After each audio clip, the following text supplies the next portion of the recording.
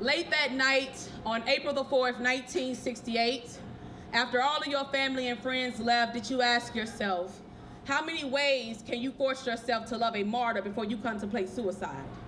How many times did you apologize for being too much woman and not enough wife? Did God ever write back when he wasn't home, when he cheated, when he was making love in those southern streets? Did it feel like infidelity or God's will? Did you ever want to choose another path, to do Coretta's dream instead of Martin's? I need answers to these questions, because some days I'm seeing my reflection in polished oak, brown head tilted toward the heavens, and Coretta, there's no one there to take me down, no one to make this noose feel like a necklace. At night while I am praying, I tend to talk to God. Did you?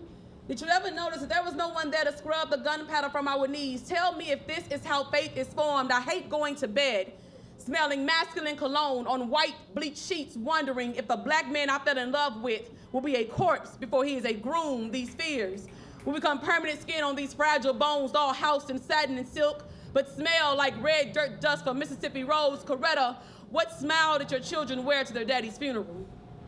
Did you ever want to beat that trick Lorraine in Memphis for not sending him home? Were you able to forgive his friends, the ones that didn't protect him? The circle of chivalry that illuminate the light for the white sheets that dance with the rifle at the masquerade ball with a bullet in your husband's head. I believe it was a cover-up. I worry that when I take my first steps down an aisle, the flowers that I carry will be placed on a casket before they are thrown in my feet. And y'all, I'm trying not to be a vigilant lover. I hold my pessimist stomach, trying not to regurgitate all these protests and marches I've swallowed the night before, because this walk, this union, this relationship looks too much like Egypt. These tears are Red Sea for my Moses, and I don't feel like saving no Israelites today. Damn them, Coretta. Does that make me selfish that I want to keep one more black man to myself, that my needs were more important than their rights? How do you stop the revolution in your home?